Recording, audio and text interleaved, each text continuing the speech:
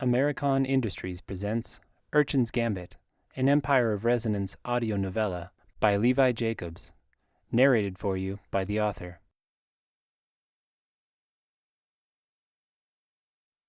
One. Aelya's stump hurt. That was nothing new. It hurt when someone bumped it, hurt when she washed it, hurt when she even thought about it. But her arm hurt the most in winter, and it was so mecking cold outside she was ready to cut the thing off again. She pulled the old blanket tighter around her body, trudging the snow-packed street in the cold morning light. A fresh coating of snow had fallen overnight, and the city felt muffled beneath it, ring of a blacksmith's hammer echoing in the still air. What she'd like to do was find a fire and a hot cup of dream tea, but there was no time for that. No coin for it either, because word was Ridless the money changer had died. With her life savings, of course. Aelya snorted, breath fogging white. Died. Yeah, right. Ridless had been neck deep in the moss trade since it started 10 years ago, a dangerous trade even before the Councilate started regulating it. Dying meant a lot of things on the street, but it rarely meant death. Ridless was too smart to die, but maybe he'd gotten too worried to stay. Ran off somewhere warm to drink and piss the coin away. One of the Councilate cities, or a relative's hut in the villages. If he had as much as she thought, he could live like a king out there. Aelya flexed her good hand. She should have seen it coming. Should have checked her partner when he'd said he'd heard Ridless was getting a load he needed to move fast, that he was selling at half price. But the old money changer had been solid for so long she'd just believed it. Other gangs had too. Word had spread fast. Too fast. That should have been her first clue. His load was supposed to be a secret, but everybody knew about it. She crossed the hill into Hightown, red brick walls bright against white snow. Other gangs could absorb the loss, had plenty of members and plenty of reserves. But she and Ty had only started their group a few months ago, and they'd gambled their whole savings on this load.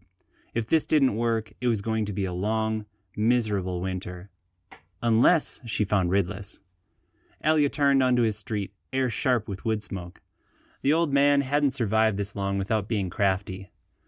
What would be the one place no one would look for you if you went missing and spread word you were dead? In your own house. She rapped on the door, not expecting an answer. There was none. Tried the handle. It was locked, and Ridless didn't have one of the new Saint-Gelais key locks. The door was barred. From the inside. Aelya smiled. Was the old man that stupid? Dead people couldn't bar doors, and this was the only way in. No, he wasn't stupid, so he probably had backup in there. She could deal with backup. Aelya rolled the rough ball under her tongue, tasting bitter earth. Moss was expensive, but it made her doubly fast and strong when she ate it. And a little strength and speed went a long way if you needed to intimidate some sellswords. Especially when you only had one arm. "Ridless," she called, knocking again. "I know you're in there. Open up and you won't have to buy a new door." The old man didn't answer. Big surprise. Aelya bit down, bitter flavor erupting in her mouth, chewed and swallowed and waited. It took about as long as Dreamleaf did to hit, faster on an empty stomach, which hers usually was. There. Not power or strength yet, but the possibility of it. Like someone taking the blanket off a bell and handing her the hammer. Aelya struck, and power flooded her bones. She pulled her shank, in case someone was waiting on the far side. Then she kicked the door in. It made a satisfying bang when it hit the back wall, knocking over a shelf of crockery. "Ridless!" she called, scanning the front room. No threats, just his worn old table, his scale for balancing coin, and the ridiculous hat he wore while he was working. No coins either. No moss. Aelya stalked to the rear door, bones humming with power. Resonance didn't last long. 10 minutes, maybe, for a brawler like her. Mind's eyes lasted longer, but you only got one ability. And she'd rather kick in doors than read minds. Like this one. Aelya smashed the inner door in, wood shattering on its hinges. She glanced through, again looking for attackers, again finding none. This building was originally a smithy, so there were just 2 large rooms, this one with a massive hearth where the forge had been. And a pair of feet, sticking from behind the bed. What in... The old man was actually dead? Aelya said a quick prayer there was no blood. She hated blood, then looked around the bed and gagged. There was blood. A lot of it, pooled like a black pond. and floating in the middle of it was Ridless, actually dead. Mech stains. She turned away, scanning the room again. No coins, no moss, which meant someone had hit him and likely taken everything, which meant... "Hello inside!" A voice rang from the front room, and her stomach dropped, which meant she needed to get out of here. Stains. Aelya searched for another exit. Nothing. No other doors, no windows. If it was the Maimers or the mothers at the door, they'd think she'd killed Ridless and taken the money. They'd beat the tar out of her, maybe kill her. But if it was the Councilate... A light-haired man in a fine blue overcoat stepped into the room. The Councilate. She gripped her shank harder. She still had a few minutes of resonance left. "Stop," the man said. "Stay right where you are." "Look," Aelya said, lowering her voice and sliding a foot forward. "No one needs to get hurt here." "Stop," the man repeated, sounding annoyed. "You are befouling my crime scene." "Annoyed? You don't think I'm the murderer?" "Shh," the light hair said, actually raising a finger to his lips as his eyes roved the room. "I'm thinking." Behind him, a pack of lawkeepers pushed into the front room, each bearing the blue armband of a fighter trained in using moss. 5 lawkeepers. Mech stains. That was more than she liked to fight. Still, it was that or... "Don't," the lead man said, as though he'd read her thoughts. "You'll be killed, and I still need to talk to you." He had read her thoughts. He had the mind's eye resonance. Stains. "And you," the man rounded on the other 4. "Out! Have you never been to a crime scene before?" The lawkeepers looked confused, but began to back out. Aelya weighed her options quick. She could kill the man, or take him hostage, but light hair or not, she didn't want to kill him, and hostage situations rarely worked out, which left... "Cooperation," the light hair said. Stains, that was frustrating. "Stop mind-reading me," she growled. "It's mind-examining, and I have little need to, as it turns out." He looked her up and down. "A street urchin. 16, perhaps 17 years old, though malnutrition has stunted your growth. Missing a hand, so likely a member of the Maimer gang. One of the groups this supposed money changer was doing business with, unless I missed my mark?" "I'm not a Maimer," she growled. Not for almost a year now. "But you are involved with this man's murder, or you wouldn't be here." His eyes scanned the room. "Wouldn't have kicked in both doors unless you were looking for something. Your money, perhaps? An easy theft of some contraband yura?" Yura was the Councilate word for moss. Aelya tried hard not to think about why she'd come there, what she was looking for, but the man just smiled, and her frustration grew. "That's the problem with trying to evade a mind's eye, young miss. We can only read what you're thinking of at the moment, but when you know what we're looking for, it's very hard not to think about it." Aelya slipped her shank back in his pocket. "Fine. Well, you know I'm not the killer then, so let me go." The light hair's eyes roved the room. "But you are guilty of blackmarket yura sales, have been involved with illegal street gangs, and could act as a material witness in the eventual prosecution of whoever is guilty of this crime. So no, I don't think so." He raised his voice. "Constables, arrest this woman." Men rushed into the room. "No, Stains, no. Once you got arrested, you never came back." Aelya struck her resonance as a pair of hands seized her. She threw them off, lashing out with her good arm and kicking with her opposite foot. 2 constables cursed, one toppling over Ridless's body with a shout. "She's going for the door," the light hair shouted, and the remaining 2 men moved to block it, one with a widow's noose in his hands. Aelya glanced wildly around, but there was no other exit. No choice for it but... "Kill a constable and the punishment is death," the light hair said, his voice annoyingly calm. "Everything else you at least escape with your life." He was right. Except she didn't have to kill them to get free. Aelya charged, spine starting to ache like it did when her resonance ran low. One man opened the noose while the other swung a heavy club. Idiots. Never been in a real fight, apparently. She waited for the swing to pass, then smashed it into the noose holder's face, planting a boot in the guts of the other. He wheezed and doubled over, and she jumped, and stars flashed, and the ground slapped her, and she woke up staring at the ceiling with something cold on her neck. The widow's noose. Stains. "Stains indeed, young Aelya," the light hair said, locking the other end around his waist. "It would have been better if you'd just cooperated." Aelya fingered the braided metal chain at her neck. There was no escaping a widow's noose. Try running and it tightened over your throat, choking you. Kill the person at the other end and you still had to drag a corpse around by your neck. Simple. Evil. Like all the Councilate. The main light hair cleared his throat. Not evil, Aelya. Believe it or not, we are here for your betterment. I am here for your betterment. To rid the streets of murderers in this case. If our methods seem extreme, it's only because your people haven't adopted them yet.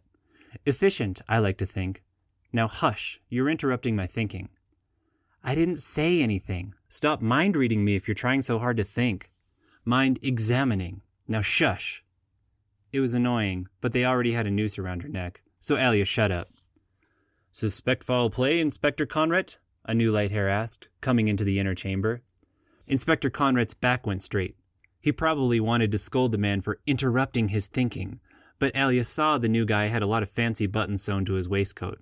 A superior then, though Conrad seemed to be in charge. There to watch him? Why?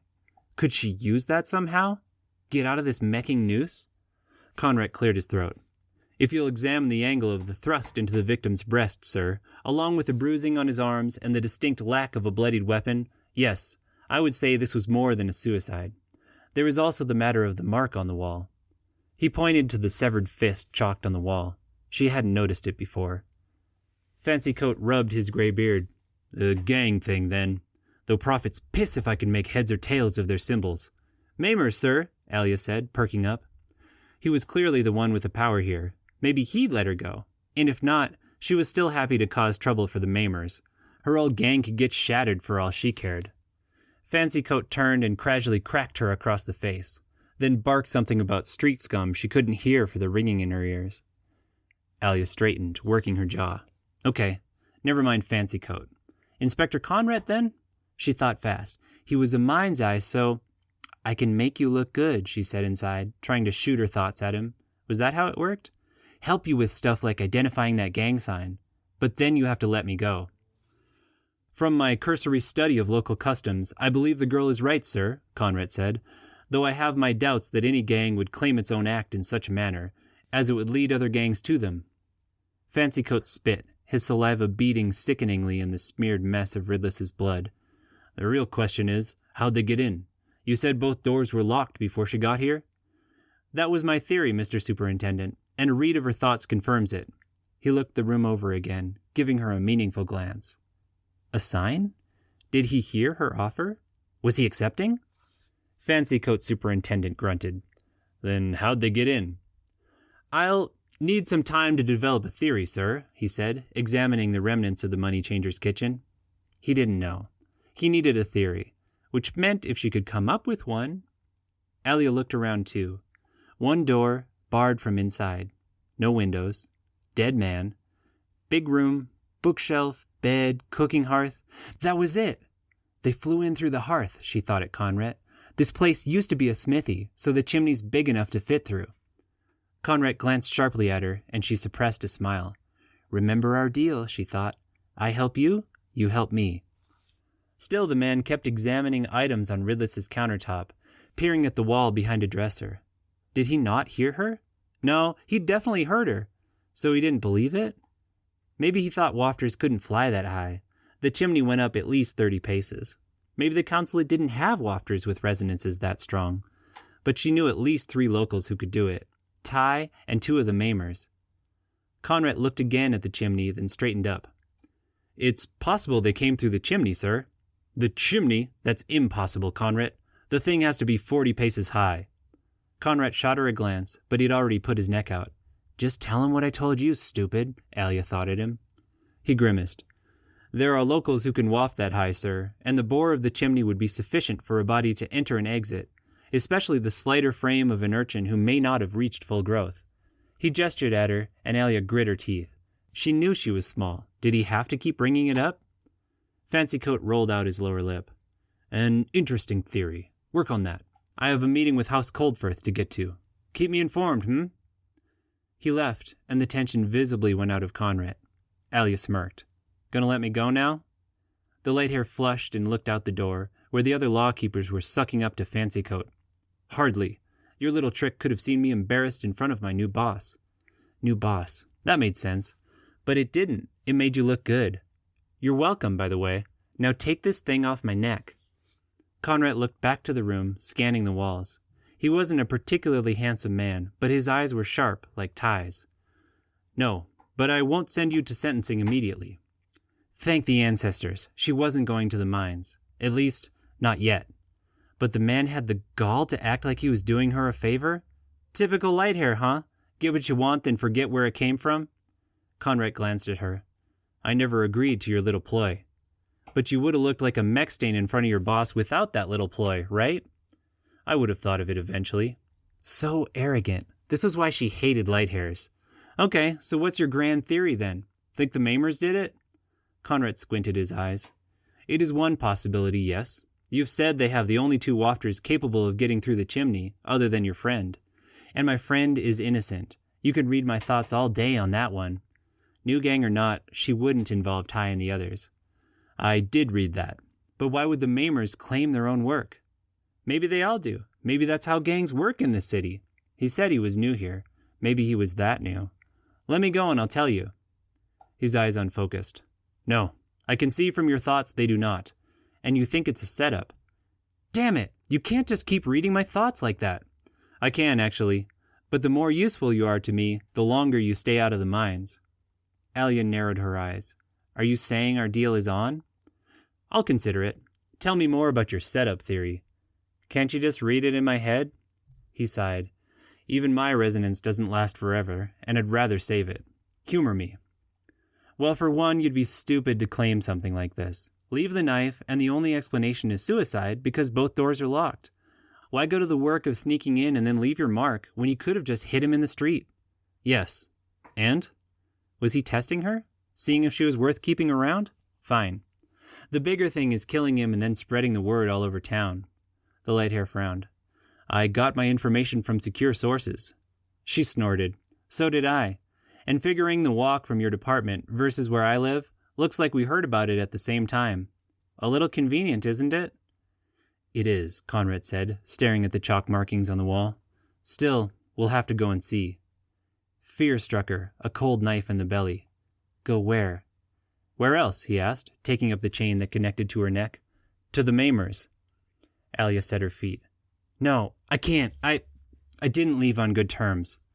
Conrad glanced at her stump. I know you have a past with them, but you'll be safe with me. We have 4 Councilate-trained constables with us. She laughed, wishing it was funny. 4? Everyone in the Maimer Big House can use Yura to fight. They don't keep people who aren't strong enough. Like her. Too small, they sneered.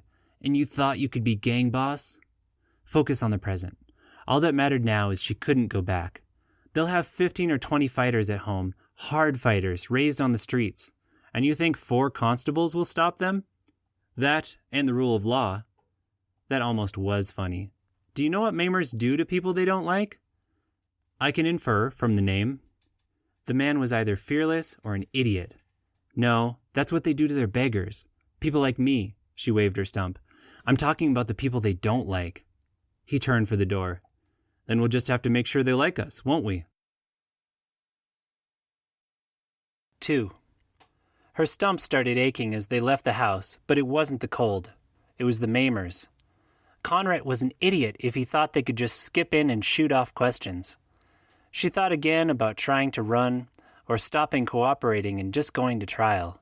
There was no chance of fairness if you were a dark hair. They all got sent to the mines. But it was only 7 years. At least she'd survive. Which was better, slavery in the mines or potential death? Because the Maimers wouldn't have forgotten. She'd survived outside a year, but it had been thin ice the whole time. Give them a reason to care and she was dead. Like bringing a pack of lawkeepers to their door? The best thing would be to get Conrad to drop it. To send him looking somewhere else, stretch it out long enough that she could figure out an escape plan. But what would sidetrack him? That Maimer sign was basically all they had to go on. Do you ever think it might have been one of your guys that did it? The Councilate? She asked, having to trot to keep up with his long strides, or else get choked. Impossible. In the Councilate you need hearings, warrants, legal evidence. We don't just kill at the drop of a hat the way your gang seem to. She snorted. You are new here. The Councilate houses all have their bands of mercenaries, and they go around attacking each other then pretending like we did it. That's probably all this is. It'd explain the sign they left at least. I'm telling you, you're getting played. Conrad pulled at his fancy coat. I have heard that kind of thing. Rumors in the capital. But actual killing? I doubt it. And besides, this man was of no strategic importance to any Councilate house. I find it more likely a rival gang hit him and is trying to pin it on their enemies. If so, the Maimers will have the information we need. Aelya shook her head. I'm telling you, Maimers are the only ones with wafters good enough to do this. Even the Roughbloods don't have flyers who could get in there and get out again. But I bet your houses do. The problem with trying to convince a mind's eye, Conrad said, is that they can read why you're trying to convince them of something, and the evidence often becomes less compelling in light of the reasons behind its presentation. Fancy mecking Lighthair speak. I liked it better when you just told me to shut up. Ahead of them, the Maimer stronghold loomed, dead end to one of the streets that ran against the bluff, surrounded by a high stone wall. Her stomach clenched. She could try to fight free, but at this point they'd probably force her back here anyway. Maybe in the inevitable fight inside she could cut her noose chain and run. Run very far. If not, maybe she could at least break a few old faces before she went down. It'd help if she could use her resonance, but she'd burned the last of her moss and had no more on her. Conrad raised his hand to knock on the high wooden gates, and she almost let him.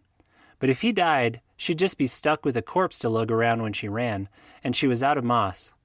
So she tugged on the widow's fist connected to his waist and said, You don't want to do that. They've got archers there, she nodded, and there. You shout if you want in. He paused, fist inches from the wood. And what do you shout? Aelya sighed. If she survived the day in any form, it'd be a miracle. Mecking Ridless. Aelya Weckles under treaty terms, she yelled, with 4 light-haired shatsickles. Shatsickles? One of the constables asked. What are you trying to say? Aelya shrugged, suppressing a smirk at Conrad's glare. Just street speak. If she was going to die, she might as well enjoy it. The door opened a crack, and Barktooth peered out. Shat you want? He asked, slurring like usual. Be anywhere other than here, Stain's Breath, she said, feeling the old rhythm come back. The old way of looking tough even when you knew you weren't. But these Mexicals want to ask Riglin a few questions. Riglin's dead. Tulrik now. That was new. Riglin had been boss the whole time she'd been in. Tulrik, then. His eyes narrowed, looking at the lawkeepers. Piss off. He closed the gate. Conrad watched it for a moment, then turned to her. Seems you're not as savvy at the streets as you claim. Just wait, Aelya said, wishing she'd worn more blankets. Her stump ached. They can't refuse treaty terms, even for you. The gate creaked open and Barktooth slurred, Come on in.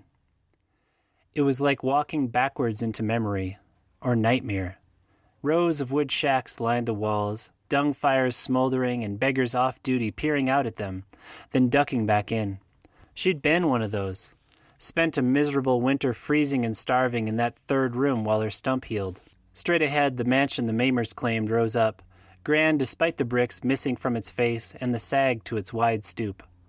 2 keepers sat on the steps, cups of dream tea steaming between them, weapons casually in hand.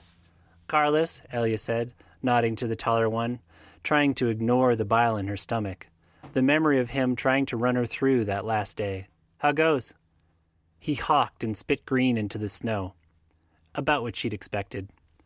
Barktooth led them on through the front doors, the inside blessedly warm after waiting outside. Aelya kept her back up and eyes moving. This whole thing was stupid, but stupidity bred opportunity. Stairs rose to either side.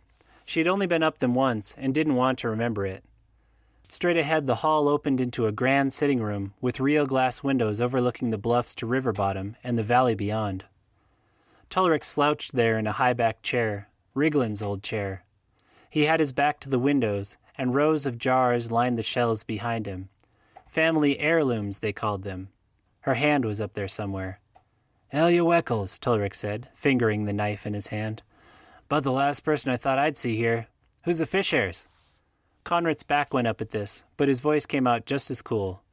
Inspector Conrad of the Councilate Deputation to the Protectorate of Ayugan, sir, with Constables Tellums, Methers, and Worthley, here on official business. Tulrik's brows went up half a notch. By all means, then, have a seat. He gestured to the room full of benches. More keepers sprawled out among them, looking lazy but all armed. The benches were made of jars.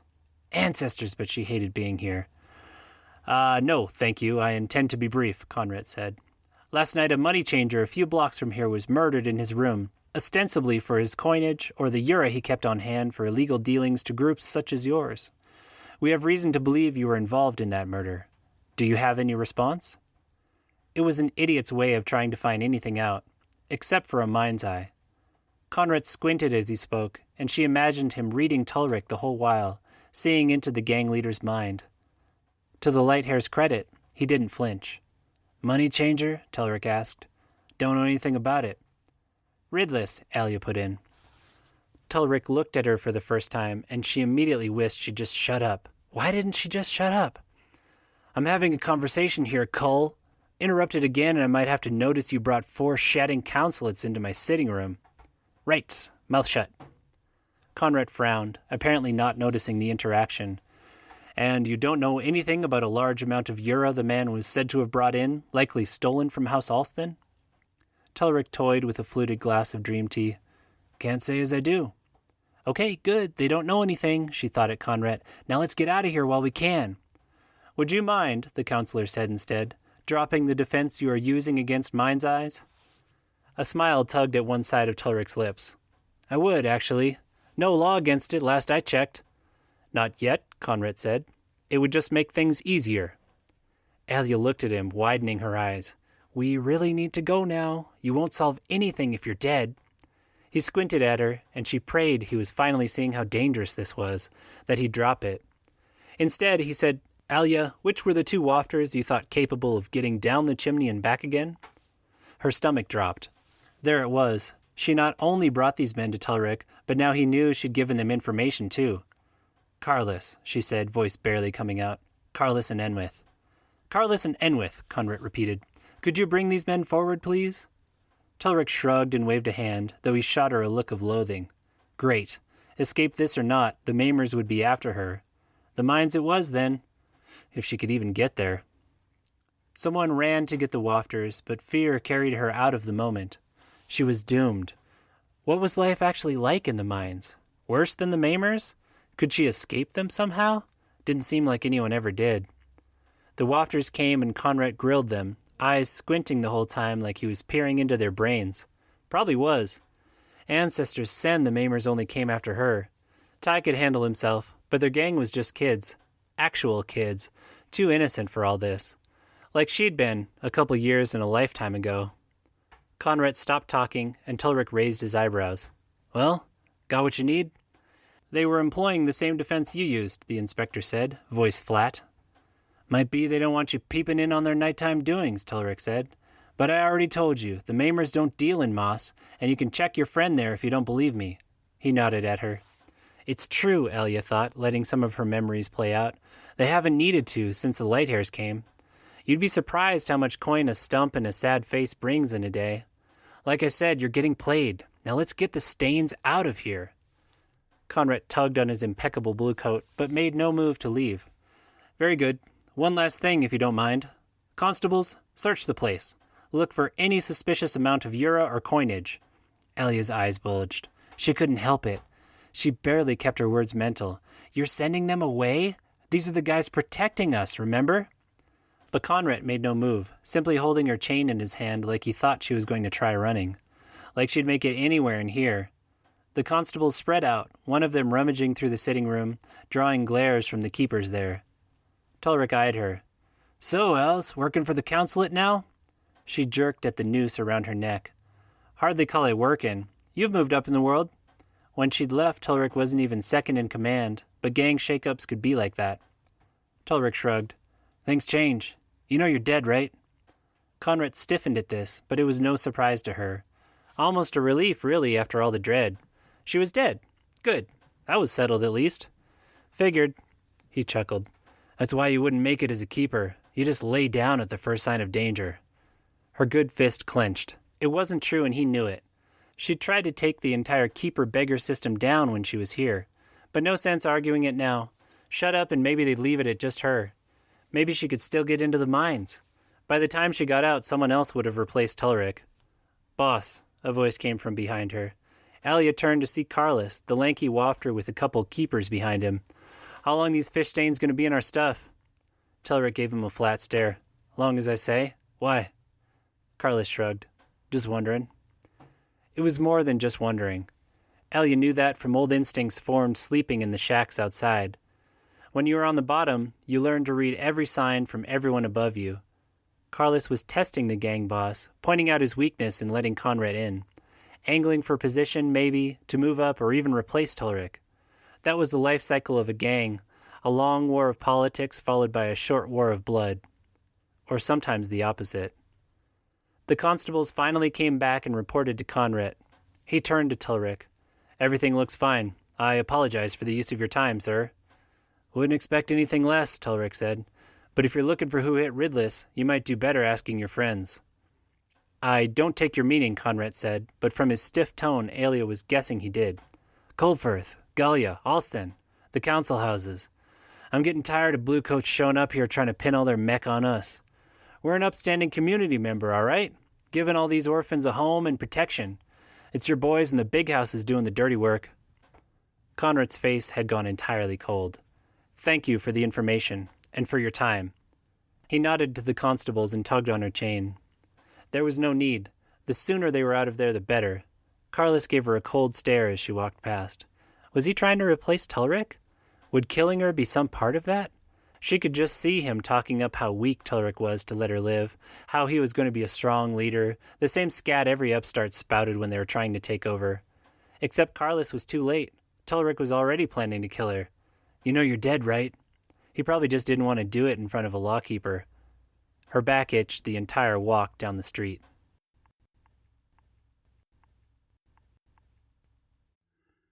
Three. Aelya rounded on Conrad as soon as they turned the corner. That was the stupidest meching thing I've ever seen anyone do in my entire mech-stained, cock-shattering life. Do you want to die? I had to be sure, Conrad said, unperturbed. They were using the crowded room defense, so I couldn't get a clear read on their thoughts. The only other option was a manual check, and they appeared to be uninvolved, like you said. I apologize. He tipped his head to her. It was so unexpected, so respectful after an hour of threats and fear that she almost got teary. Almost. But like usual, her feelings came out as anger. You apologize? Did you hear him say I'm dead in there? Do you know what that means? He squinted his eyes, noonday sun cold and bright against the snow. I do. Your life has been put unnecessarily in danger because of the investigation. We will have to take extra precautions to protect you from now on. She had a retort ready, but it died on her lips. Extra precautions? A sudden flush of hope outdid even her anger. Precautions? Like what exactly? They turned into Mummers Square, where a giant tube of sand now dominated the central space. An hourglass, the light hairs called it, like they didn't have hands and fingers to tell the time. A few vendors huddled over their coals, and the smells of elk and bone broth made her mouth water.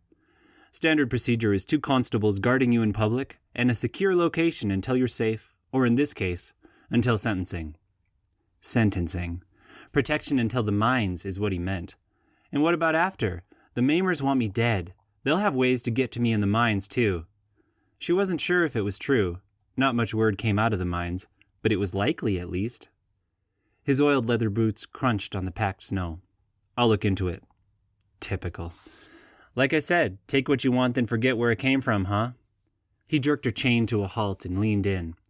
Despite what you may think, young miss, I consider myself a servant of the public, of all the public, and that includes you. Yes, our investigations can be inconvenient. Yes, they even occasionally put others in harm's way. But we do our best to prevent that, in the name of stopping murderers and thieves. In the name of justice, though I don't expect you to understand that. He was actually angry. This was the first real emotion she'd seen from him. Good. A fight felt better when you were both in it. No, I get it, Aelya snapped, but it's real convenient that your justice means free labor for the minds that are making you all rich, and that the sentencing system we go through never finds us innocent. I'm sure that's shattering good justice from your point of view. The pale-haired man clenched his jaw. I don't work in sentencing, I work in investigation. If I was there, no, I would not agree to that practice. But I'm here, and I can only do my job the best I can, and hope that others do the same. And if they don't, you keep on anyway, throwing people like me away because it's not your problem? It's not where you happen to work? Someday, I hope to rise high enough for it to be my problem. That's why I'm here, if it's any consolation to you. because Ayugen needs an investigator using the latest techniques, and because I can rise faster here than I ever could in the capital. Someday, she spat, breath fogging in the cold. No, someday's not much consolation to me because I'm still going to the mines. Maybe someday if I ever get out, you can apologize to me for ruining my life. Is that going to be justice too? People in the square were starting to notice. An Achuri getting led around on a widow's fist wasn't so unusual, but one yelling at the light hair pulling it? If you help me in this investigation, Conrad said levelly, I will do my best to make sure you do not end up in the mines. Fine, good, if you follow through with it, she said, then was surprised to feel herself regretting it. He might not be able to do anything about it, but she thought he would actually try. He seemed like a decent person, underneath all the light hair mech stains. And if he was willing to go this far, maybe at some point he'd be willing to just drop the charges. Ancestors, had she really been freed just this morning? Meching Ridless. But useful, yes, she could do useful. So, where to next? All fingers point back to the Councilate. He relaxed, starting to walk again. One finger points there, the finger of a man who makes his living off maimed children. But no fingers point anywhere else. There were a few maimers in the square, 2 beggars and a keeper, but it was too soon for them to have heard Telric wanted her dead. What happened when they did? The problem is motive, Conrad said. The amount of coin Yura Ridless may have had would have been incentive enough for small operations like a street gang, but all the houses present in Ayugen are working on scales many times that. They would not risk their reputation for a fraction of what their mines make in a day. Aelya shrugged, trying to shift the metal noose around her neck. The thing was cold. Ridless might have had more than you think. The reason he had all our money, and probably money from the other gangs too, was that he said he was coming into a big shipment he'd need to move fast. Big for him would be at least 1,000 balls, maybe 2 or 3. Conrad's eyes searched the street ahead. When did you say he came into this Yura? She almost wanted to withhold the information out of spite, but hope was an awful thing. He'd better mecking follow through on his promise. 2 days ago. They turned west, toward the light hair fortress they were calling New Ayugen, directly into the wind. Aelya squinted against a fine spray of ice. Conrad didn't seem to notice, eyes still taking in every detail of the streets. 2 days ago, Alsthen's wagons were attacked on the way from the mines to their warehouse. The bandits took all of their Yura. Aelya held up her hand against the wind. You think Ridless got their Yura? Possibly.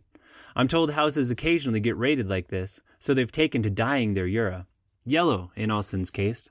Methers, Telus, did you see any yellow-dyed Yura back there? Precious little, sir. The one Aelya thought was Methers said. What was there was mainly unmarked. Blackmarket, then. Conrad stepped around an elk cart pulling a heavy load of firewood, tugging at her chain. Not surprising. I'm guessing you don't see much dyed Yura, Aelya? No, but it's too big a coincidence for Ridless to get an unusual shipment in just when Alsthen gets hit. This is another finger, pointing back at the Councilate. She couldn't help feeling a little smug. Of course it was the Councilate. No one on the streets would be stupid enough to murder Ridless like that. I find it very hard to believe a house would involve itself in this kind of thing, Conrad said. Had he been reading her? She wished she could tell, even if that amount of Yura was involved. Maybe they killed Ridless to get their moss back. Maybe some other house wanted their moss and saw the opportunity, even if they weren't the ones to make the hit. She needed this trail to stay hot, to keep him looking, and to stay useful, so he'd have a reason to keep his promise. Are you investigating that attack on Alsthen, too? He glanced at her briefly, one detail among many. No, one of the senior inspectors. Well, you're a sharp thinker. Maybe talking to Alsthen will turn up something the other inspector missed. Point us to who hit them, which would give us a trail to who sold it to Ridless, and possibly then to who murdered him, yes. He turned them onto the road leading to New Ayugen, then sighed. Getting information from the houses won't be as easy.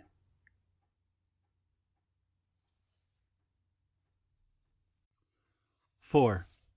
New Ayugen, or Nugen as people had started calling it, was a giant stone fortress rising at the western edge of town.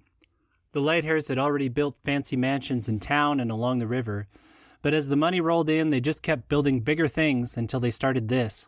She couldn't even really tell what it was going to be. Like a walled city, but they were digging a canal from the Sangha River towards it. So a flooded walled city? She'd never understand Lighthairs. What she did understand was the looks of pity from the Achuri work gangs building the wall. They saw the noose around her neck, They'd all worn it. They knew.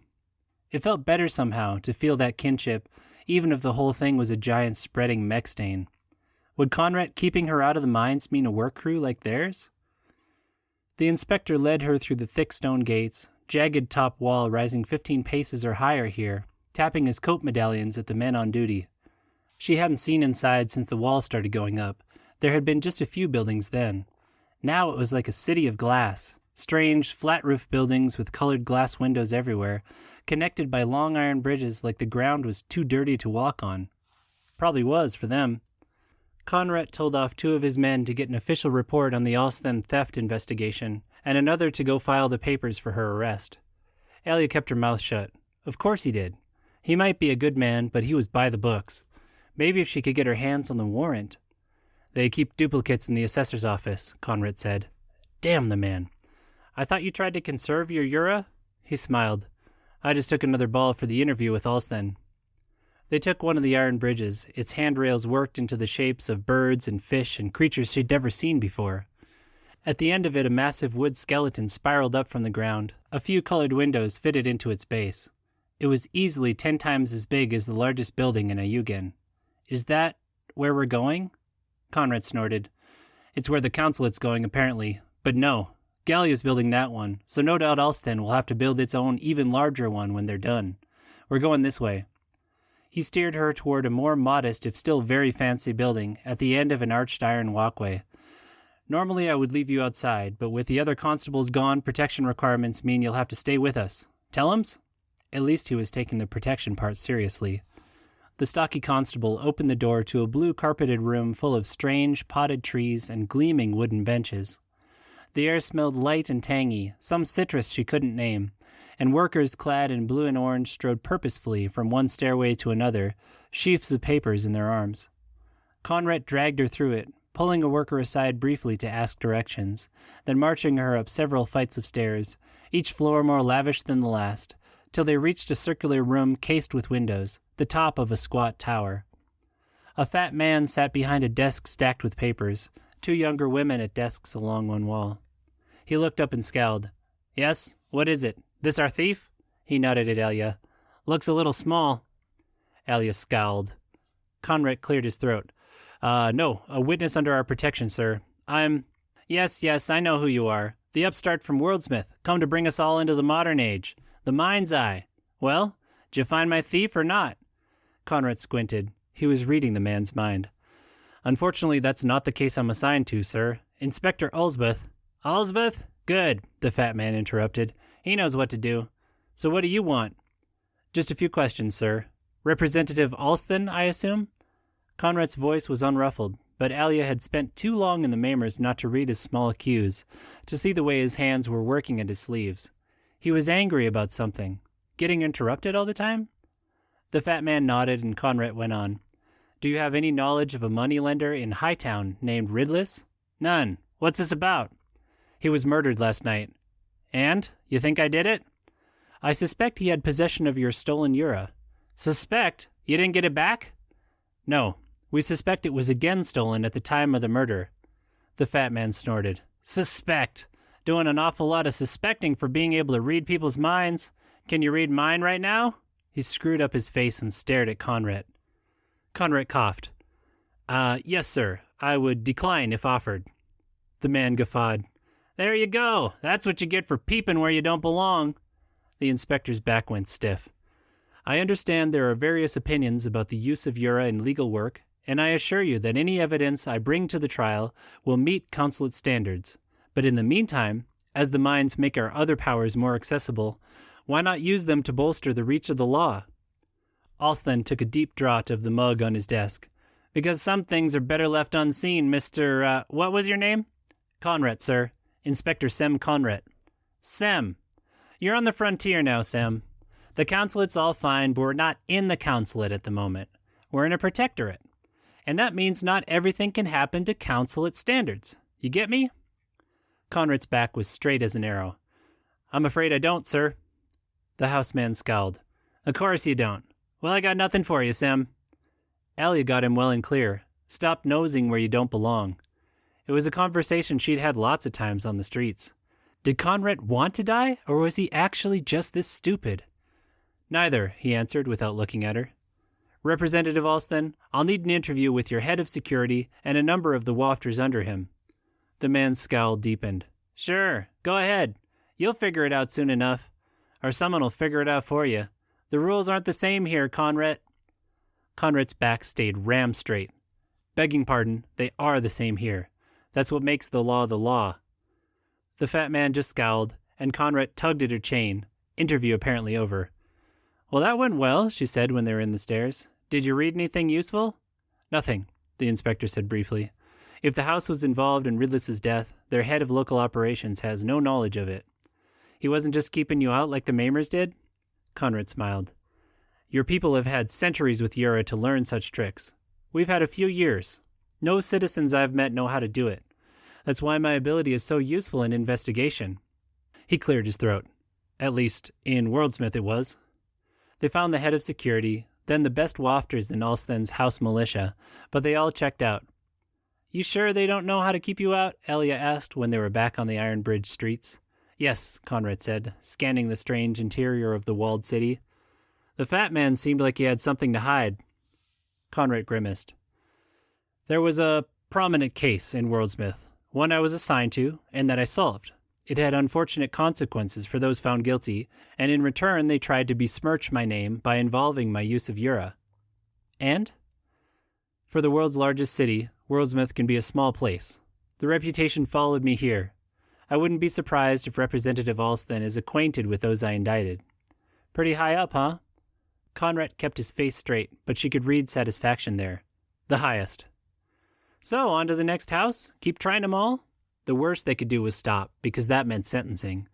And even if he got her 7 years on a work gang instead of in the mines, she would still walk around all day in the cold if it meant a chance at going free. He glanced up at the sun. I was thinking lunch, actually.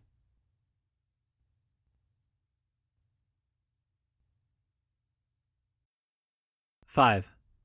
He took her to one of the fancy indoor kitchens in Hightown, stocky Tellums tagging along behind.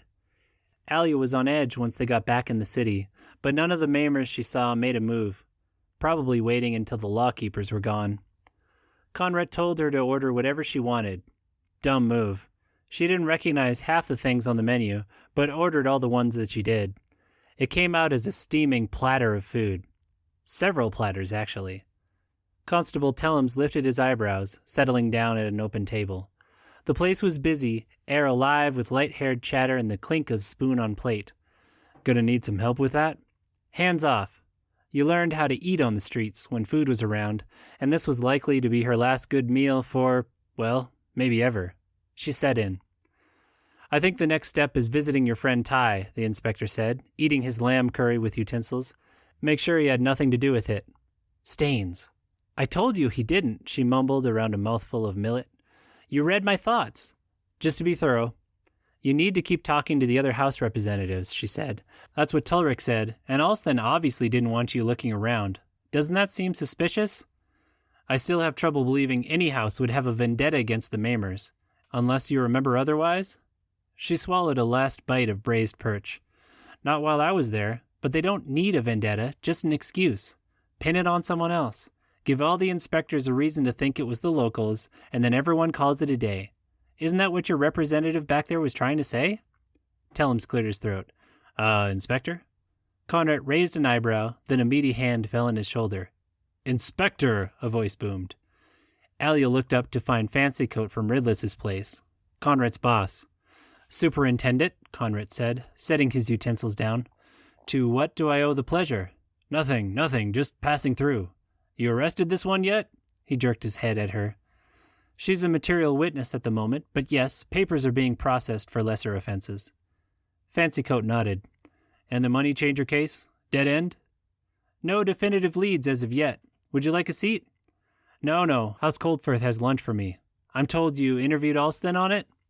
I did, Conrad said, a hint of satisfaction in his voice. Well, it was just a local money changer, and we've plenty of other cases to work on. No shame in dropping this one and moving on. Conrad cleared his throat. If it's all the same to you, sir, I'll drop it when the leads have gone cold. Fancy Coat snorted. I don't doubt you will. Well, I'll leave you to it then. The man bustled off, a train of constables following behind him. Tellums glanced at Conrad. Gonna take him up on it? Conrad glanced at her in turn. I'm not dropping it just because Ridless was a dark hair. The law's the law. It was noble and stupid. Fancycoat obviously wanted him off the case, or at least off the house's backs, and was offering him a free out.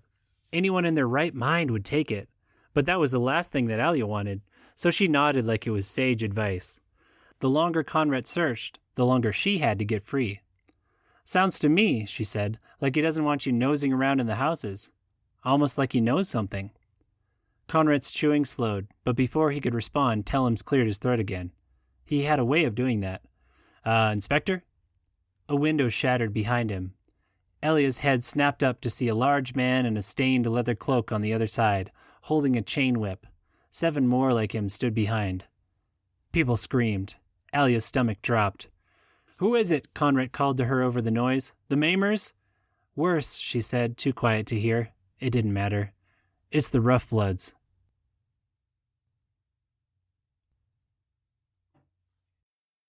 Six. Run! Aelya screamed, putting words to action. The widow's fist caught her 2 steps in, and she stumbled, suddenly choking. Behind her, Conrad stood, pulled back by her momentum, but showing no signs of running. What is the meaning of this? He called over the noise. Idiot. A second chain took out the other window, and men leapt through.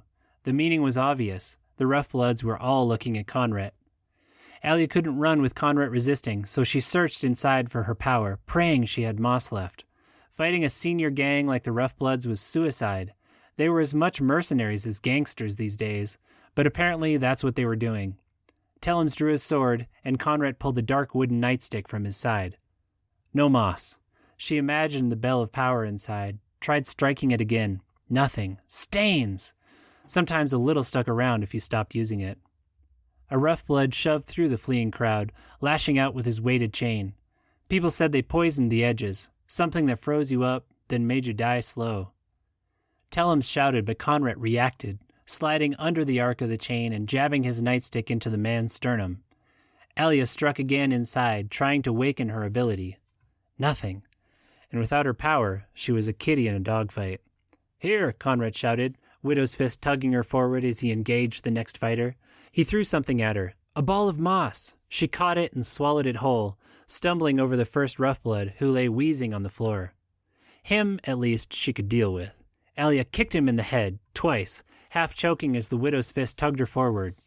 The man blacked out, and she added a stomp for good measure. To her left, Tellums struggled against a pair of scar-scalped men with knives, slashing his sword back and forth. Conrad was a force of nature at the other end of the noose, just barely dodging chains and swords, scoring unexpected blows. Still, it couldn't last. And when it stopped, she was dead meat. Aelya struck again inside. Nothing. Bell still muted. Mech staining big lunch. Your stomach had to absorb moss for it to work, so it was better to eat it on an empty stomach when you needed it fast. A full one like this could take a long time. Tellums fell, men rolling on top of him with knives flashing.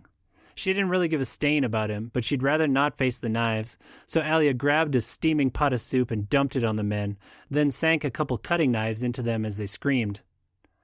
The widow's noose choked her, again, Conrad fighting like a banshee. 3 down, 5 left. 3 on Conrad, 2 watching the door. They didn't care about her, she realized. This was not a Maimer thing. This was a hit on Conrad. Why did the Rough Bloods care about Conrad? Did they murder Ridless?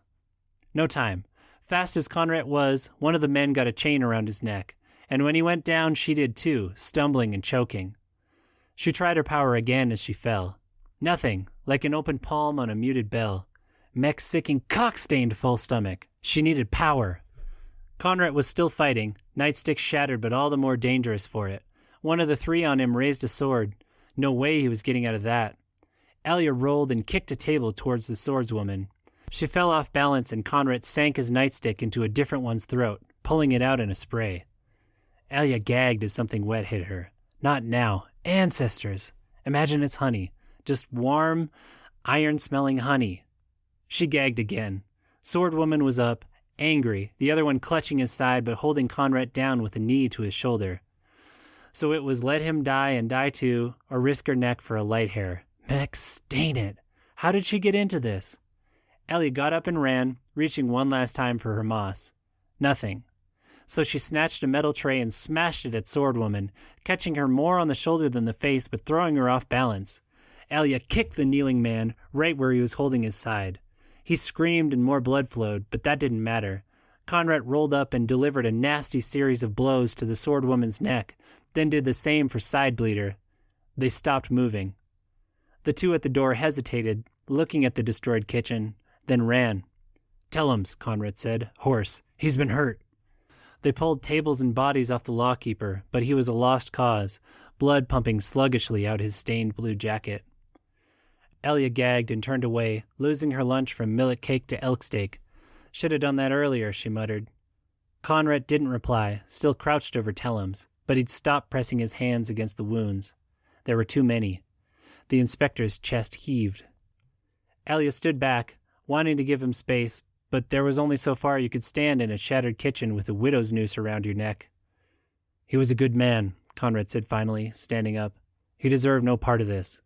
Blood spattered his face, but it was back to his calm mask. "Thank you for helping me." "For saving you, you mean? You were 2 seconds from a sword to the guts." "I was." He was still gazing at Tellums. "Would that it had been me rather than him. They were aiming for you. He was just in the way. Like she would have been if Conrad hadn't run past her in the beginning, gotten between her and danger." "Yes. The question is why?" Aelya shrugged. "Because you're sticking your head in where it doesn't belong? In the Maimer's house? In Alston's business? Investigating whoever killed Ridless? Maybe the Roughbloods did it. Maybe that's why they attacked, to try to stop you from exposing them." "No," he said. "They were hired. I managed to read the leader before they ran." "So who hired them? Alston? The Maimers?" "Neither," Conrad said, eyes beginning to rove the room.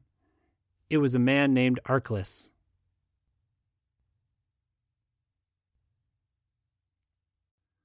7. Lawkeepers showed up after a few minutes. A lot of lawkeepers, swarming over the kitchen and Tellum's body. Funny how she felt safer with him around now. It had been the opposite her whole life. Conrad presided over it all, face grim, eyes searching the destroyed interior as if he'd find some further clue, something that would make the attack make sense. She'd lost friends before. It was part of life on the streets, but that didn't make it any easier. "Hey," she said to him, while a different inspector detailed 2 new constables off to come with him. "It's not your fault. You were just doing your job." He nodded. "So was he. It shouldn't have happened this way." "I know. We're the good guys, right? Should have been the Roughbloods who got it. Although," she smirked, "we did get 6 of them." His jaw muscles flexed. "It's not just." Aelya adjusted the noose on her neck. "Hate to break it to you, but the world's not just. But that's why we're here," he said quietly, watching them pull bodies from the kitchen. "To make it that way." "That's why you're here anyway," she said. He was like an innocent kid, but there was something noble in it too. "Thanks." He looked away from the bodies, eyes widening. "Did you just thank a lawkeeper?" "No, forget I said anything." His eyes narrowed, but she could read humor in them. "You're just trying to get me to drop your charges." "No, I'm not. I mean, if you want to, yes, that definitely does sound like bringing justice to the world. Probably a good idea." He smiled, just a brief thing, but it made her feel better. Maybe after this she'd go to the work gangs, and he would keep on trying to win an impossible quest, but at least she had made him feel better. At least for a minute they just felt like 2 people, despite all their differences. Then the new constables came up and identified themselves, Bearsley and Elbar, and Conrad's face went back to business. "Officers, we're investigating the murder of a Hightown money changer named Ridless. We have reason to believe he was murdered as part of the theft of a large amount of yura originally stolen from House Alston. Clues at the scene pointed to the local Maimers gang, and Aelya confirmed they have wafters capable of breaking into the crime scene, but all suspects turned up innocent.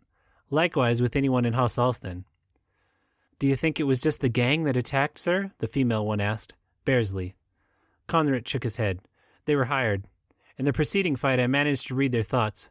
It was an Aturi man named Arkless." The constables looked uncomfortable at the mention of Conrad's ability, but neither said anything about it. "And what's the purpose of this one?" the other one asked, nodding at her. "Shouldn't she be off to sentencing?" Aelya's gut went cold, but Conrad shook his head. "She's agreed to a lesser sentence in return for her knowledge of the local underground." He turned to her. What do you know about Arkless? Aelya shrugged. He's a regular in Hightown. He used to run weapons during the rebellion, runs Yura now. Makes a lot of money at it. He worked with Ridless, so I don't see how he'd be involved. Conrad raised an eyebrow. Because he's not stupid? The new constables looked confused, and Aelya smiled. Exactly. 8. Arkless lived just a few houses down from Ridless, in one of the first mansions the Lighthairs had built in town. 2 stories of brick with arched windows and a steep, shingled roof. There were guards posted out front, hard-looking men with spears in hand, likely veterans from the Uchiri resistance years ago. Conrad nodded to them, fearless as ever. Was it his sheer pluck that kept him out of trouble? The man was a banshee with a nightstick, too. Here to see Arkless, on Councilate business. One of the men nodded and stepped inside. The other gave the Lighthairs a cold gaze. These men holding you up, little sister? He asked in Uchiri. Aye, she said, wondering if Conrad could read thoughts in other languages. But they know my people, so I can't just walk away. Will you let Tai Kulga know they arrested me for Yura if you see him? Supposed to stay out of the mines if I help them. The guard spat, gaze never leaving the lawkeepers. You get a chance, you run. Aye. The other guard came back and let them in. The mansion was all polished floors inside, paintings on the wall, fine carpets. 2 more guards stood at the top of the stairs. With a knock, one of these let them into a wide office with windows on the street. Arkless sat there behind a large teakwood table, thick Uchiri hair oiled and bound back, woolen kurta as fine as anything the Lighthairs wore. He rose, offering a polite smile. Inspector? Constables? Madam Mamer? What can I do for you? What do you know about the rough-blood attack on Five Hills Kitchen earlier today? Conrad asked without preamble. Arkless's face was a mask. I've heard some details. Informants tell me it was the Roughbloods and that you were involved. They say you comported yourself well, given the odds. Conrad's jaw twitched like it had with the Alston representative. He was angry. Will you please drop your defense against Mind's eyes? I'm afraid I can't. Arkless's smile shaded apologetic. Secrets are one of my trades, Inspector. Giving them away for free is bad business. It would make things easier for you. Arkless shrugged, settling back on the lip of his desk. I'm aware of the laws, sir. Even of some discussion in the capital preceding your transference here. I believe I am well within my rights. Conrad's jaw twitched again. You're well read. Another part of my trade. Many secrets are there in the open if you take the time to find them. I agree. The one that puzzles me is what you, a wealthy and upstanding Uchiri merchant, would want with the death of money changer Ridless. Conrad squinted as he spoke, probably trying to shock Arkless into revealing something in his thoughts. Arkless's mask grew a touch colder. I want nothing with it. Ridless was a friend of mine. Then why would you hire the Roughbloods to try and stop our investigation into his death? The Roughbloods? It's the furthest thing from my mind, sir. Not to mention their spotty history in servicing debt. I have direct evidence that you did hire them, Conrad countered, and now my colleague is dead. Arkless adjusted the cuffs of his jacket. Direct and legal evidence, Inspector? The inspector clenched his jaw. No, but incriminating nonetheless. Then I think we have an understanding here. Arkless stood. A friend of mine is dead because of what you did, Conrad growled. We do not have an understanding. Arkless kept the same cool mask. A friend of mine is dead as well, sir, and because of the ban on vengeance killings, I am relying on you to bring his murderer to justice. So for our shared interest, I will give you something for free. Think of it as a lesson. The direct evidence you refer to, I imagine, is of me handing Sourblood a note asking him to kill you for a certain price. Aelya's eyes bulged. He was just admitting it? Conrad nodded once. Did you also see, Arkless continued, whether I was the author of that note, or whether the promised funds were to come from my own coffers? Silence on Conrad's part. His eyes began scanning the room. No, the Uchiri merchant went on. I suppose Mindsight can't reveal details like that. Just the individual's memories of them, which is perhaps the whole reason the ability doesn't count for much in a court of law. Memories change. We forget key details. And someone like Sourblood isn't likely to have a particularly sharp and detailed mind, is he? Conrad worked his jaw. You're saying you didn't write the note you gave him? That is precisely what I'm saying, Inspector. Is your postal officer guilty of the fraudulent letters he delivers to your doors in Worldsmith? Or the boat courier owner of all the passionate and lonesome words he delivers downstream from men here to their lovers in the north? No, they are only the messengers, as am I. Messengers know who they're working for, Conrad said, squinting again. You know who wrote that note. Arkless sighed. In point of fact, I do not. I know the next chain in the line of messengers that brought it to me. How far back that chain extends and where it ends, I cannot say. And you will not speculate? Speculation is not profitable in my line of work, sir. Conrad's eyes narrowed. Are you asking for a bribe? By no means. I am comfortable enough, as you can see. Now, if that will be everything? Aelya's heart fell. This was the last reasonable clue they had. She didn't care at this point who it pointed to. She just needed it to point somewhere. And some small part of her wanted Tellum's death to mean something, she realized, even if he had been a Lighthair. Wanted Arkless to get justice for his murdered friend, too. None of that would happen if this all just fell apart. Brother, she said in a churi, as a guard was opening the door for them, I'm sorry for bringing this mess to you. And I am sorry to see the widow's noose hanging from your neck, sister, he responded. Caught from the maimers? No, but caught all the same. And this man has promised to keep me out of the mines if I help him. What are you saying? One of the constables barked in Yersh, jerking on her noose. Arkless ignored him. And you believe him? She glanced at Conrad, gazing back at them with an unreadable expression. I do, though it surprises me. I think he's a good man, and that he'll do his best to catch whoever killed Ridless, a churi or not. Conrad pulled the constable's arm off.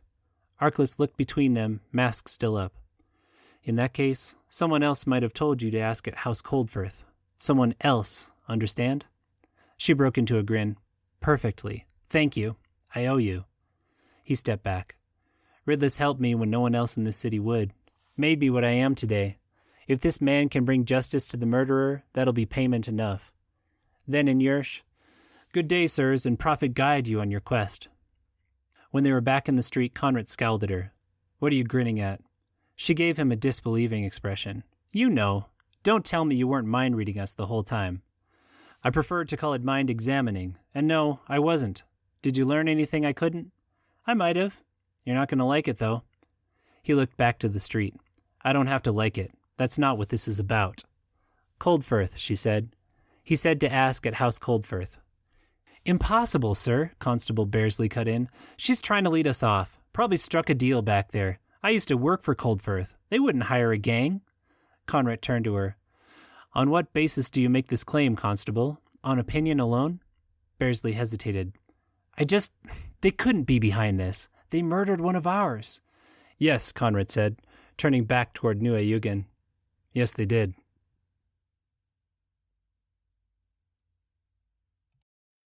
Nine. You never told me why you were in Ridless's room this morning, Conrad said on the walk back, sun already low in the west and wind picking up. Aelya frowned. To get my money. I thought you mind-read that. Mind-examined. And I know you were there for your money. I mean why you cared enough to risk it. You were obviously smart enough to know it'd be dangerous. You're just lucky we showed up first and not one of the other gangs. Am I? She asked, giving the widow's noose a jingle. Still, he was right. She wouldn't have survived one of the other gangs finding her, especially not the Maimers. I went because we'd put our whole savings into that hit. Half-price moss? You don't find that. With as much as we were going to buy. He looked at her. You could what? Buy some decent clothes? No. We could get out. Out of danger? She laughed. You'd never get out of danger here. Out of Ayugan. Someplace the Maimers wouldn't be able to reach her. Someplace the kids Ty had collected would never have to get hardened the way she had. Worldsmith, they were talking about, or one of the other northern cities. With the prices people said moss went for down there, and the black market amounts they could get on trips back to Ayugan, they could live like kings. Or like regular people, at least. He nodded. I see. Mech stains. You read all of that, didn't you? I'm a mind's eye. You know this. He turned back to the street, a narrow one leading between two-story stone buildings. Which is why I had to leave too. She frowned, about to ask more when a shout sounded behind them. Something triggered in her, some old instinct, but she looked anyway. A kid there, jumping up and down, shouting. A distraction. Conrad! Too late. She heard a woof from behind her and felt a tug on the chain. Turned to see him clutching his shoulder, red arrowhead sticking out the back. 10 paces on, an archer drew a second arrow. Down! She shouted, but he was already dropping. The constables dropped too, to their credit. The arrow missed, then Conrad was barking orders. Bearsley, after him! Elbar, go for backup! Bearsley ran. Aelya got a glimpse of the archer as he turned, a flash of buck teeth. Then Conrad was trying to get up and she cursed. Lay there, stupid. You've been shot. No, he wheezed. Just my shoulder. Be fine. Help me. She glared at him while Bearsley and the archer raced around the corner. Lay down. He kept trying to push up. You're not going to stop, are you? Can still catch him. She sighed and gave him an arm. Your funeral. They ran, catching sight of Bearsley for a moment past the corner. The snow was slippery, but Conrad kept his feet, his stride long enough she actually had to run. They rounded another corner, got another glimpse. Unchain me, Aelya said. I know the streets better. I can catch them. You're no faster, he wheezed. Off a chain. She dodged around a pack of workers stumbling from Dream Tea, tugging him a bit with the chain. Choking herself, in other words. Mech, I'm not. I still got moss in. Easy to catch them if I use it. He ran on, face paling. Bearsley veered for the market ahead. We're losing them, comrade. Take it off. You'll run. Oh, for Mech's sake, Aelya cursed, reaching inside for the bell of resonance. It was wide open and ready, with this long to digest. She struck it, and power flooded her bones. Left me no choice. Aelya picked the inspector up and ran.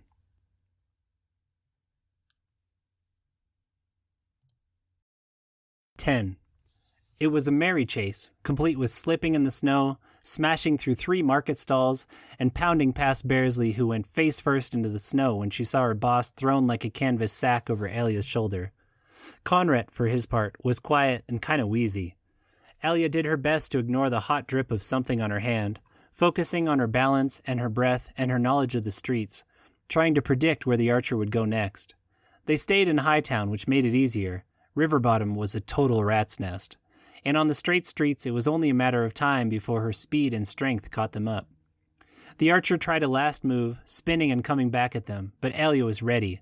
She tossed Conrad to the left and grabbed the widow's fist, tugging it tight. The archer took it to the chest, and a quick chop to the forehead knocked him out. Conrad lay there wheezing, blood staining the snow. Sorry about that, Aelya said. Figured you cared more about catching him than staying comfortable. No, you did good, he wheezed. Who? Aelya caught his drift. Poor guy was really struggling. It would be bad for her if Conrad actually died, one part of her brain noted, but it was distant, in the background of a lot of pieces that had been floating all day locking into place. Buck teeth. Stained yellow. Maimer, she said. But don't worry, they don't usually poison their arrows. Maimers, Conrad coughed. Impossible. Checked out. She glared at him, brain still working. House Coldforth. Fancy coat going to have lunch with them. Rough blood attack. Am I going to have to come over there and tie that wound closed for you? Turned out she was. Conrad was a hell of a fighter with a nightstick, but he didn't take an arrow too well. Aelya ripped long strips from his fine overcoat, cloth parting like paper for her amped strength. Recognize the archer, she said. Barktooth, the maimer that watches their gate? Friend of Carlos's, the one talking back to their gang leader. You ready? She snapped the arrowhead off. He winced but nodded. She pulled it out and began wrapping bandages, quick, needing to stem the flow of blood. But no yura, he wheezed. In Maimer House. Aelya tugged a knot tight, checked her work. That would hold until the real heel workers got here. Must have been keeping it somewhere else, she said. Look. She rolled Barktooth's limp body over and pushed back the lips. Yellow.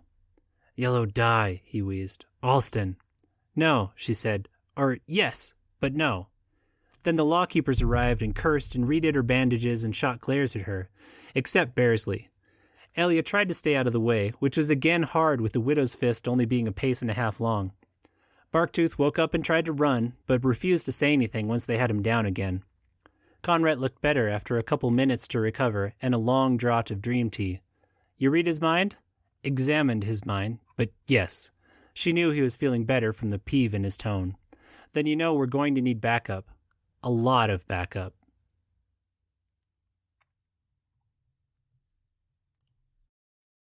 "11. They marched on the Maimer stronghold in force, 20 constables arrayed out behind them. Conrad insisted on coming after a couple draughts of some evil-smelling thing he called ginseng beer. He was a bearcat with a nightstick, but looked more determination than strength at the moment. This against an entire gang of street thugs. Aelya hoped it was enough. More so, she hoped she'd read the clues right, or they wouldn't stand a chance. Shouts sounded from behind the gates when they got close, and she smiled. Conrad looked to her. "Password?" She grinned. "Not this time." She struck power and kicked the gates. They didn't smash in, but there was a satisfying splintering sound. Other lawkeepers ran to help her, the air humming as they struck their own powers. When the gates finally shattered wide, the courtyard was chaos. People lay bloody in the mud and snow, doors hung off shacks, and thugs fought each other across the wide porch of the big house, maimer against maimer with leather-coated rough-bloods mixed in. Bearsley gasped. "What in hell's?"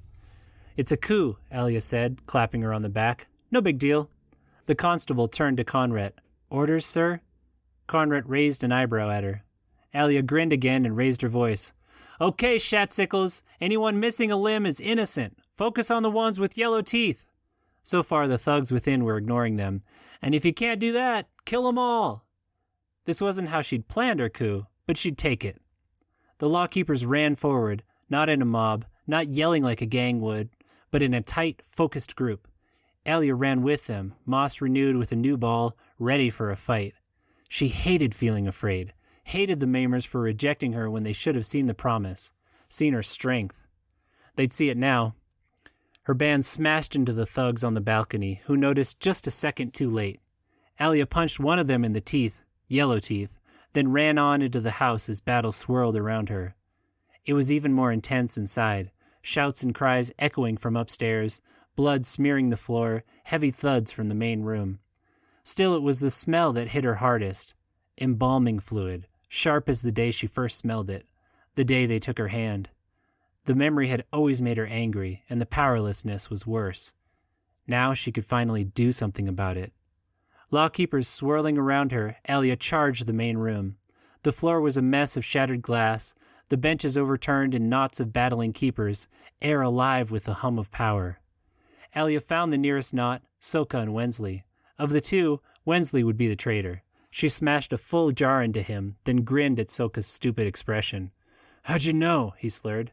"Yellow teeth," she said, "but not natural like yours." She ran to the next knot. It was good. Fighting was good. Fighting was therapy. She didn't need two hands anymore. She just needed one, and her moss, and her anger, and there was years of that. Lawkeepers fought on both sides of her, following her lead, swords and nightsticks and spears against shanks and arrows and spiked clubs. Aelya battled through the middle of it all, instincts always leading her to the yellow-toothed ones. Until there was just one knot left, the biggest, Carlos and Enwith among those on the outside, knot of thugs putting up a valiant fight inside. They were losing, though. Anyone could see that. Strange was the day she saved a Maimer gang leader, but Tulrik wasn't Riglin. Wasn't the one that ordered her maimed. "The outside! Attack those on the outside!" Conrad appeared, face white as snow but nightstick a blur in his hands. They charged, constables at their back. It was quick, with that many fighters and the element of surprise. As expected, Tulrik was in the middle of the knot of losing fighters, and he was smart enough to call his thugs down. She wouldn't have minded seeing them all go down, but Tulrik kept a level head for a gang leader. And she didn't want the job anymore. Still, she could take a moment to gloat. "You," he panted. "Stains are you doing here?" "Saving your mech ring, looks like," she said. "Your boy Carlos got a little ahead of himself in trying to be gang boss." Tulrik's eyes darted between her and the lawkeepers. "Ridless, you mean? Carlos killed him?" "Yep. Wafted in the chimney, then painted the Maimer sign on the wall so it'd point back to you. Spread the word to sick the Councilate on you, make it easier for him to take you down." The gang leader's eyes went entirely too cold. The stain. But where'd he get the money to hire these roughbloods? There's more here than Yura could buy. He jerked his head at the dark-eyed mercenaries getting rounded up and tied. "House sponsorship," Conrad said, voice quiet but eyes bright. "They get Alsten's Yura and a puppet running one of the strongest street gangs." Aelya grinned. "You figure that out or read it from me?" He adjusted his cuffs, one of them much shorter than the other from where she'd ripped it. "A little of both." Carlos glared at them from where the two constables were binding his hands. "I wasn't never their puppet. Was them working for me." Aelya glanced at him. "Coldfirth, you mean?" "Mech right, Coldfirth. Who do you think I mean?" She looked back to Conrad. "That gonna work for you?" He smiled. "Confession witnessed by at least 3 constables? That'll hold up in court." Though it'd save time if we knew who he was working with. Get shattered, Carlos spat. Might go easy on you, Aelya said. Keep you out of the mines. It's what they're doing for me, at least. The lanky wafter's eyes darted between them. Then he said, Gellin. Alls I know is named Gellin. Thank you, Conrad said. Man of your word, then? Carlos asked, lying bound on the floor while the constables moved on. Keep me out of the mines? You were never headed to the mines, Conrad said. You murdered a man and played a hand in events that saw my own friend killed too. So no mines for you. It'll be death. A slow one, I hope. Aelya grinned at him. That your idea of justice? It is in this case. Biahuelo, Carlos spat in a churi. They'll turn on you too. You can't trust him. His words echoed the guard outside Arkless's place, and suddenly the situation wasn't as funny. Aelya turned to Conrad. That true? The black market yura sales, he asked. That evidence would never have held up in court. Forget about it. 100 things flooded through her mind at once, but most of all, she wasn't going to the mines or the work gangs. That was all that mattered. I'd be angry if I wasn't so mecking relieved right now. So I can go? He took keys from his pocket and started working at the Widow's Fist. Yes, but humor me a minute longer? Sure, I need to finish something anyway. She turned to Tulrik. I still dead then? The gang leader glanced around. Power was always shaky in transitions. Nah, one of ours, see? Way you fight with that fist might have a place for you in the house. Got some spots opening up. Give 'em to your beggars, Aelya said, nodding towards the shacks. Lots of potential out there. Good boss would use it. She made the Maimer sign one last time, right hand over left fist, and walked out with Conrad. Get what you wanted in there? He asked, face pale in the twilight. Aelya took a deep breath. The air was delicious, cold or not, after the stink of blood and embalming fluid. I think I did, she said. Faces peeked out from the row houses where she'd once lived, then darted back again. Just wish I could do more for them. Tulrik seems like a smart man, Conrad said. I bet they toe the line a little tighter after this. Still doesn't seem like justice, Aelya said, walking past a body face down in the mud. We should be burning this place to the ground. Give us time, Conrad said, eyes searching the worn wood shacks. It won't be here forever. She almost believed it from him. So what did you want to talk to me about? Well, first, to thank you. I would not have solved this case without you. She raised an eyebrow. Last I checked, I'm the one that solved it, and saved your meckering a couple of times. Yes, well, you have a talent, Aelya, and I don't mean fighting. I mean for thinking through things, seeing connections, and your knowledge of the local underground is invaluable. She stopped walking. Are you offering me a job? He met her eyes. I am. Might involve some training in wordsmith, but you'd do fine. They would take a dark hair? Conrad hesitated. There will likely be a glass ceiling to advancement, but I have some experience in getting around those, and you could be part of making this place better. That sounded good. But a part of the Councilate? You know, I just got out of a gang. Give me a little time to think about it. He nodded. Fair enough. My offer stands whenever you're ready. They walked through the shattered gates. It was going to be a cold night. Speaking of making the world a better place, I lost a lot of money when Ridless got hit. Money I was going to use to help a group of kids stay warm this winter. And knowing you have some plan to make it back. A not entirely legal one. I might. She pulled her old blanket closer around her shoulders. But let me ask you this first. Is justice the same as the law? He chewed his lip a moment. Not always. In rare cases. What's your plan? Promise me you won't just mind read me? Mind examine you. But yes. She nodded. Let's just say I have a pretty good idea where Carlos stashed what he got from Coldfirth. You gonna look the other way if that money never gets recovered? Conrad sighed. I doubt we would get it before the Rough Bloods or some other gang did anyway. You know they'll be searching too. She grinned. Right. So, gotta run. See you around, huh? He adjusted his sleeves, torn and bloody. Think about my offer. You can do better than this. She tucked her stump in and struck resonance. Probably can. But I'm gonna do it my way.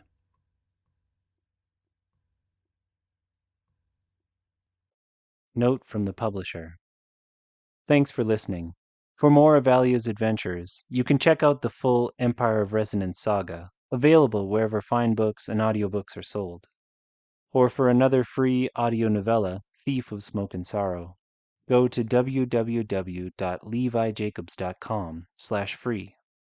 Here's the description. It's been 3 years since I escaped the witches. I'd finally started to think I was free, that my work helping other girls escape might make up for the things they made me do. Then they called my bluff again, left me wounded and alone on a rooftop with no idea where I'd been and what I'd done. Now all I can think about is finding out who did it and why before she does it again.